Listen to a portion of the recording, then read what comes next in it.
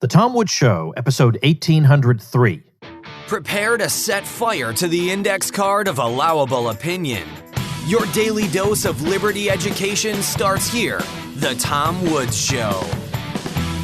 Hi, everybody. Tom Woods here. All right. Last week I said something because I guess the holidays just had me running all over the place crazy and my mind not working correctly. But I had Jeff Deist on and I said, this is the last thing anyone's going to hear from the Tom Woods Show before the end of the year. I don't know what I was thinking. I forgot there's an entire other week that follows that. And as I said, I'm doing fewer episodes the last couple of weeks of the year, and I'll return next year. I was going to return on Tuesday, but we're going to return Monday, January 4th, with a great week of episodes with a special guest. But anyway, so we do have these episodes this week. Jeff Deist's episode was excellent, but that is not the last one of the year. As a matter of fact, today we're talking to Max Kane, who is the creator of farmmatch.com, which is a site you can use to find small family farms near you where you can get fresh produce and fresh food, grown and raised the way you like it, and conveniently accessible. Max has been a food freedom activist for a long time, and we'll talk to him also about his raw milk activism and what happened to him with that. Max, welcome to the show. Hey, thanks, Tom. I'm really, really interested in what you're doing. Can you start off by giving us a little bit of your background and maybe that part of your background that might have led you into the kind of work you're doing now? Yeah. Well, I'm 43 now. And when I was 10 years old, I grew up in Chicago and started experiencing just horrific abdominal pain right around the age of 10. And it took them about a year and a half to diagnose me with Crohn's disease. And it was degenerative Crohn's disease. So I was really emaciated. I couldn't put on weight. And I went through all different kind of medical therapies and treatments for about a decade. Nothing really worked. The medication was never really effective.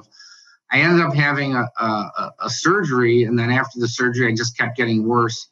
And then eventually I made my way to this nutritional coach who ended up, helping me change my diet. I mean, I grew up on the kind of the standard American diet of just fast food and processed food. And so I changed my diet and started getting fresh farm food from local farms. And by changing my diet, my health just flourished. It totally turned around. It was like it was literally a religious changing experience for me. Literally, I just started believing different things about life, and I got healthy enough to the point where I didn't need to take medication anymore.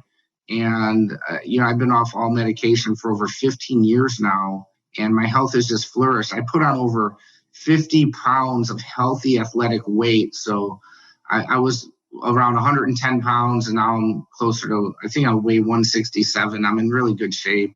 And so I became very active in the local food movement because I was just literally inspired to, get the word out because there's so many sick people in the world. And I never knew that diet could be this powerful toward a person's health and longevity. And where I was supposed to, I guess, die early on medications, now I'm off medication and I'm continuing to live and get healthier and thrive and make memorable experiences with my loved ones and just have a life that I wouldn't have had if I continued eating the way I ate. So as an activist in the local food movement, I started going around to different court rallies and I got active with legislation and trying to help create laws that are more favorable to small farms. It's crazy out there, but the government is actually cracking down on small farms that want to sell their product direct because they think it's unsafe for people to eat food direct from farms. On a side note, Michael Badnarik says hello, and great. And so does John Moody. These are two guys I met during my effort toward helping liberate small farms and healthy food. I spoke with both of them yesterday. They said to say hello to you. Well, I love both of those guys. All right, all right. Well, I knew you were in good company from the basis of the person who contacted me about having you on was familiar with work I've done. So I figured there was some overlap in our audiences. Well, this is all really great. I can understand if you had a story like yours where your health is transformed that much, I would want to devote myself to that too, because who knows how many other people I might thereby help. Did you create Farm Match, the website? Yeah. So as I got involved in the local food movement, I saw that small farms needed some kind of software technology to help expedite orders and payments and help get their food out into the marketplace.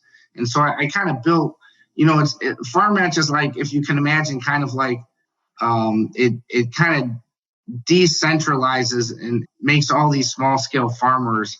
It's like an online marketplace where you can buy food direct from small scale farmers in your area. And we launched the website on September 11th, 2012. It just happened to be that's the date when we launched. It had nothing to do with the attack in New York on September. The 9/11 had nothing to do with that. It just happened to be that's when we launched in 2012 on September 11th. And so we've been going for about 8 years now, and we facilitated over the website has facilitated over 600,000 orders where people have bought food from small scale farms. And now we're in the process. We want to build out a application for delivery drivers, like this feature that would allow, most everyone's familiar with Uber Eats or DoorDash, or, you can go on your smartphone and have a delivery driver bring your food from a restaurant to you without having to go to the restaurant. And we're kind of leveraging all these, different people that want to help participate in the world and get you what you want, whether it's, like Airbnb, someone could rent out their room to you if you need a place for the night. And if someone's got a vehicle, they can help bring food to you from a small farm. So right now we have all these small farms all across the country. Most people are unaware of this, but there's just tens of thousands of small farms that are making deliveries into the city already. And they have these drop location or pickup location food distribution models where they go to all these different neighborhoods around the city and you meet them at the pickup location and you get your food. And the thing is, with that distribution model, there's a huge positive benefit, which is that the farmer does not have to make all these home deliveries. So it helps them be really efficient with their time and the amount of fuel they buy and everything, and the buyers like that because it helps the farmer keep the cost of food so it's affordable. So it helps keep the cost of food low. So the buyers like that as well. So what's going on is, this is something that's kind of naturally occurring right now, is when the buyers come to the pickup location, they pick up their order, and then other people who live in their neighborhood say, hey, by the way, can you pick up my order too and bring it back to my house? Because, we live near each other. And so there's a lot of people who want to order fresh food from these local farms that are making these deliveries, but for whatever reason, they can't quite make it to the specific location where they go to pick up their food in their neighborhood. Maybe they don't have a car. Maybe there's a conflict with their work schedule. Maybe there could be all different reasons, right? So want to build out this application that allows buyers that are already picking up their order from the pickup location to also pick up orders for other people in their neighborhood and then go expedite those home deliveries. This is really smart.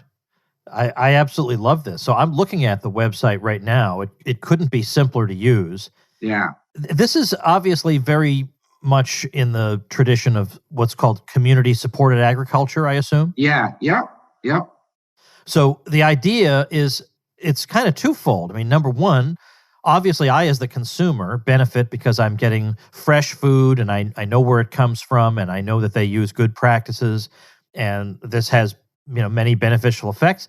But likewise for them it's helpful because there's a lot of uncertainty that goes along with farming, to say the least. I don't think I could handle all the stress of it, of all the things that could go wrong. And then you do have to have pretty big expense outlays certain times of the year that then you make up later through sales. So it'd be nice to have people who are regular customers who support you, so you have a built-in market, and so you help each other in this way. Yeah. And in addition to that, there's two major issues in our food system that make the current food system model, unhealthy and fragile. So first, let's address the fragile issue. We have these really long food chains that have all these dependencies in the middle. So from the producer to the person who's eating the food, there's all this unneeded bureaucracy and middlemen. And so we have all these dependencies, right? And so we started seeing this, when all the fear started hitting, the media. The media just started spreading all this stuff about COVID-19 and people started panicking. And at that point, we saw how fragile our food system was because grocery store shelves started becoming empty. People couldn't get food they wanted. So whenever there's any kind of a crisis, or whether it's a manufactured crisis or non-manufactured, our current food system, that model is fragile, and it does not sustain a public crisis or mass panic very, very well. And so this kind of a food system where you're getting food directly and having these delivery drivers from people in your own neighborhood kind of it summons the power of a cooperative effort to help make food available, even in times of panic and crisis. So it really, in a effective, tangible way, really addresses the fragileness of our food system. And then in addition to that, the other problem it really addresses is the food system in general is really unhealthy. You see like cancer and all these other dietary problems just increasing every year. And a lot of the food the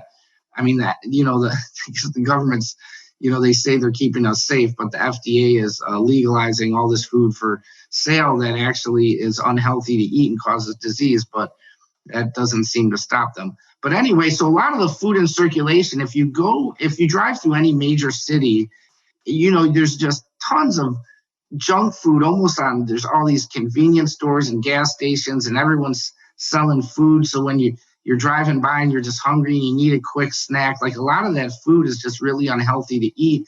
And so this is going to also increase the availability of healthy, nutritious food that actually nourishes our body and doesn't cause disease. Well, so what kind of things would my, let's say, local farm be doing in terms of their agricultural practices that would make it's not just that the food is fresher because it doesn't have to travel as long a distance. What kind of practices are they engaged in that make the food safer for me? Yeah, than other practices would. Yeah, awesome question. So a lot of the big farms out in the world they're very toxic. They're spraying chemicals and all kinds of pesticides and herbicides. And when we hear pesticide, a lot of us don't think, well, what does that mean? What does it do? But it's basically like a if you can imagine like a miniature, like nuclear bomb that kind of supposed to kill the insect. So it's strong enough to kill this tiny little insect, right away, totally dead. But we're bigger, a lot of us, maybe we weigh 120 pounds, 200 pounds. We're bigger creatures. So that pesticide doesn't necessarily kill us dead right away, instantly, like it does the insect. But what it does is it creates like a miniature death in our body. So when we get bombarded with lots of pesticides and put that on our food, which is what a lot of the large scale farms do to knock out the insects, that it kind of like, there's no real way to measure this, and it's kind of nebulous, which is why it's gone as far as it has, because it's not as black and white. I come up to you with a baseball bat and I hit you in the knee real hard and your bone shatters, and all of a sudden 3 minutes later you have a big, huge bruise. It's obvious that happened because you got hit with the baseball bat, right?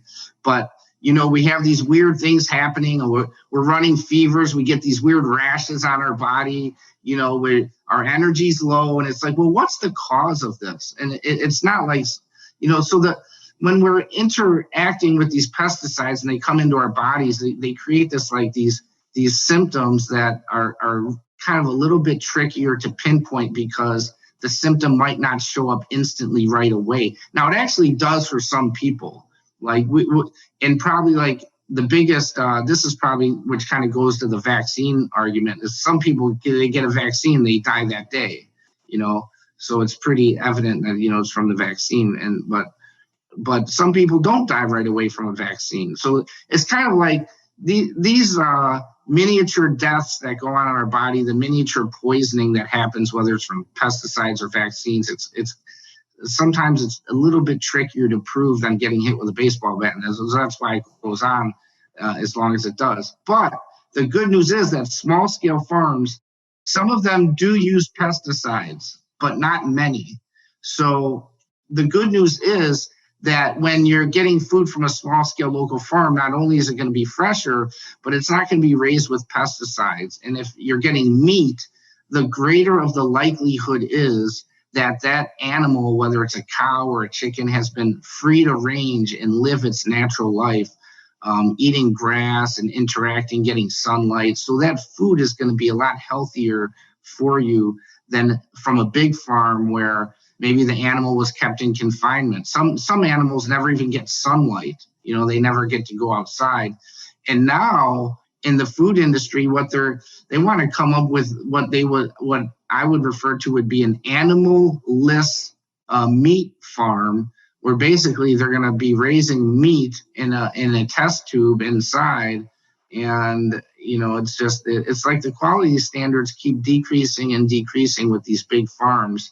And one of the other problems is these big farms have now realized that, hey, this like natural food organic movement without chemicals and without pesticides is gaining steam, and people are willing to pay more because they're understanding the fact that diet does cause disease if you're getting chemicals in your diet.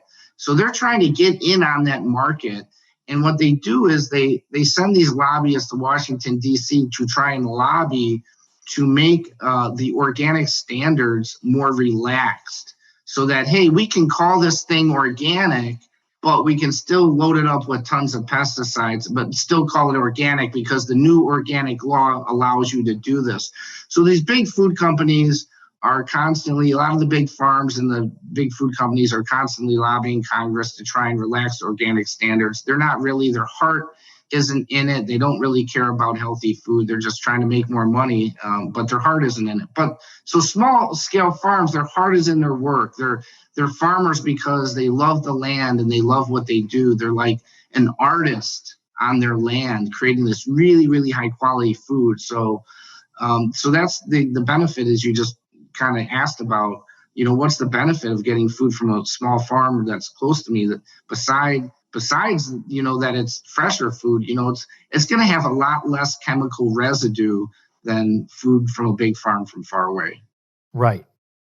Folks, let's take a quick break to thank our amazing sponsor, BetterHelp. I know a lot of people say nothing changes on New Year's Day. We all know the U2 song. But it really can be an opportunity to collect ourselves, set goals for ourselves, and try to overcome obstacles and problems that have beset us in the previous year. So maybe you would like to have a 2021 in which you're suffering from less anxiety, or you overcome depression, or you manage stress better, or you improve your relationships, or you resolve family conflicts. Whatever it is that's holding you back from living the life of happiness and fulfillment that you want, BetterHelp can help you. BetterHelp will assess your needs and match you with your own licensed professional therapist who's perfect for you.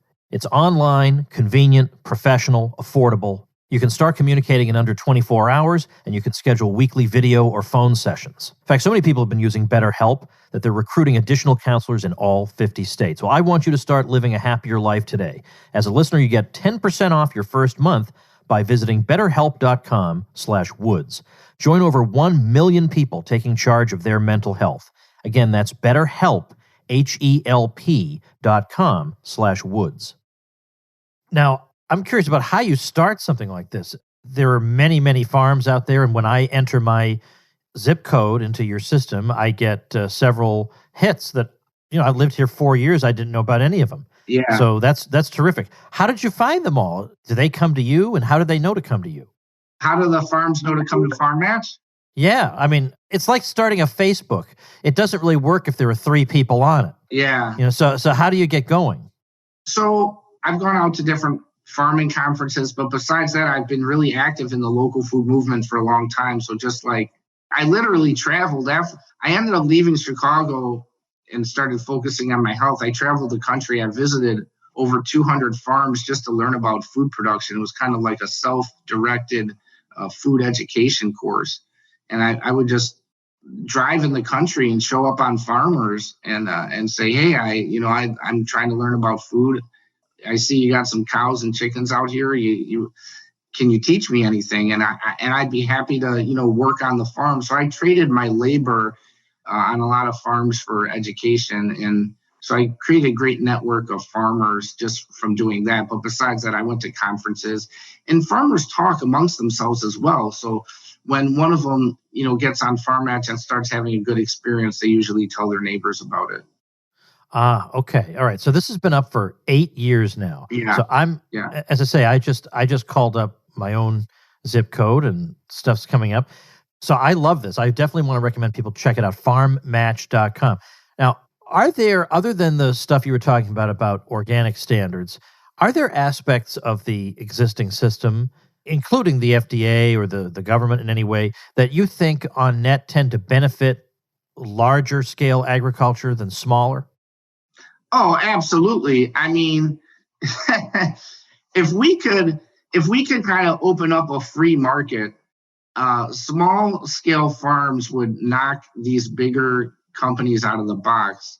It would be like a non-competition. It would be like me boxing Mike Tyson or something like that. Like he would just like one hit and it would be over with, because a lot of these regulations favor the big. They make it hard for the small farms that are creating good healthy food. They make it hard for them to operate, and they favor these big food corporations and big farms that are creating this unhealthy food. Now, the idea of the government, right? Or there's this idea that the FDA is like looking out for our best interest, and help keeping us safe and things like that. But that's not the case. That's not what happens in the real world. That's kind of like the imaginative idea. Where that idea comes, I'm not really sure, because I always thought people could make good decisions for themselves. I mean, in this country, we're smart enough to sit on a jury and say whether or not someone should go to jail for the rest of their life. We're smart enough to examine evidence on a jury. I'm smart enough to join the military and go mow someone over with machine gun fire. I'm smart enough to vote for someone that I think should, be the president or the mayor or whoever. I'm smart enough to do all these things, but somehow the government calculates that when it comes to food, I'm too stupid to figure out what food is healthy for me. So they have to keep me safe by, not allowing me to buy food from fresh local farms because of the fear that's spread. They say it's unsafe, and, you got to have all these different sanitizing, recommend, spend $150,000 on all this equipment just to make sure it's safe. I mean, people have been eating this way ever since the beginning of recorded history, but I guess in the past 50 years, all this food is dangerous now. And that's the way they pitch it to us. A lot of us know that's not true. That's why we're fighting against it. We want a free market for our food system where, I want to be able to get food from my local farmer and not have anyone in the middle of that, just like has been going on for since the beginning of recorded history. Yeah, no kidding. I want to ask you something, if you don't mind, from before you did Farm Match. I wonder if you could say something about you and raw milk. Oh, yeah. Well, that's kind of where I got started, because when I went out to this farm and I started drinking raw milk, that's where my health really started to just accelerate and blossom. And so I became very active in the raw milk movement. And oh man, I've been to so many court hearings and rallies. It's kind of like a blur. But from my experience, I still consume raw milk. I get it from local farms. I have 4 children. They all grew up on raw milk. And it's a staple part of our diet. Interesting enough, raw milk has been the food that has actually allowed civilization to flourish, because as we settle somewhere in a new area, we need to figure out how do we feed ourselves, and having cows producing milk gave society that steady food supply for a long time, while to nourish us and feed us while we figured out how to build other infrastructure in society. But it was milking dairy animals, whether it's cows or Genghis Khan used to milk their mares. They used to make this fermented milk out of the mare milk, this kind of kefir kind of offspring. If people are familiar with kefir, it's kind of like a drinkable yogurt. So getting back to my experience in raw milk, it's very safe. I've been consuming it for over 15 years, never got sick. I've interviewed over 1,000 people that have that same testimony, that have been consuming raw milk for a long time and had no problem. I was out in Hudson, New York, interviewing Abby Rockefeller. This was a couple months back. She told me how she grew up on raw milk, and her lineage grew up on raw milk, and they seem to be, doing pretty well. And so that's my experience with raw milk. It's just a great food. It's got tons of enzymes and benefits. I mean, I don't know if there's anything specific you have. I feel like I'm kind of rambling a little bit. Well, I was curious mainly about, run-ins with the authorities over the subject. Oh, sure. Oh, yeah. Okay. So, yeah, I had a run-in. So I had the FDA. They like to play puppeteer. The FDA, they like to play puppeteer. I don't know if they watched that cartoon Pinocchio from Disney or how they, but. So what the FDA and these other federal agencies, they like to do is because they push money to the states. And so with that comes all the strings.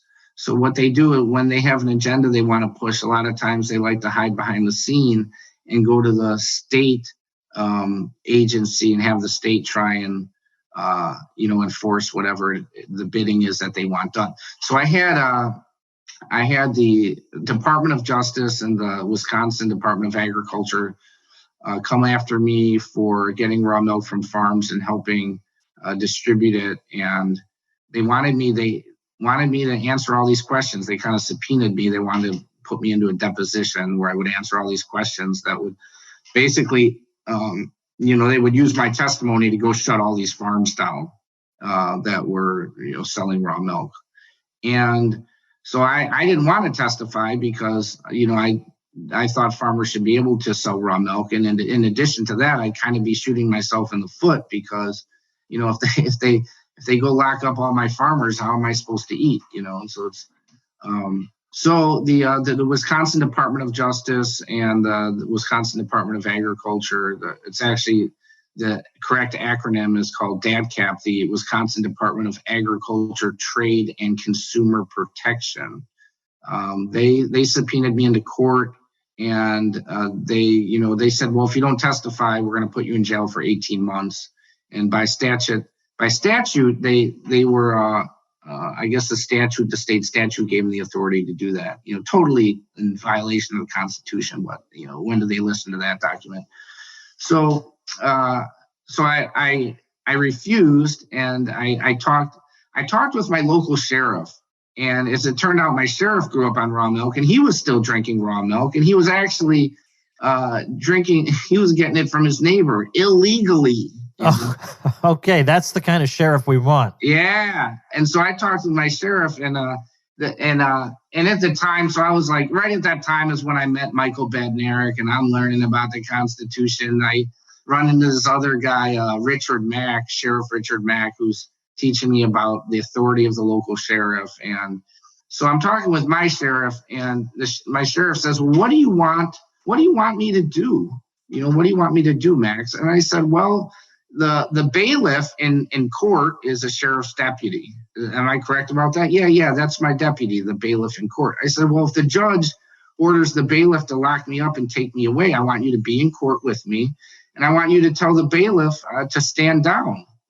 When the judge gives the order to lock me up, tell the bailiff to stand down. Now, I live in a small town here. We got about 4,000 people. And so, everyone kind of knows each other. We don't even have metal detectors to get into the courtroom, so it's like, we're in a small town. And so the sheriff says, wow, we're going to really have a lot to talk about in town when that happens. I said, well, hey, I just want what's right. And he says, well, here's what I'll do. He says, if they lock you, he says, I run the jail, and he says, if they lock you up, I'll once you get to the jail, I'll just open the cell and, let you out. I said, okay, well, that's a lot better than the other option, the other option of just sitting in the cell. So I said, okay, deal. And so as it turns out, the court case, we lost in the trial court. We lost the appeal. I petitioned the state Supreme Court. The state Supreme Court refused to hear the petition, so the case got pushed back to the local trial court.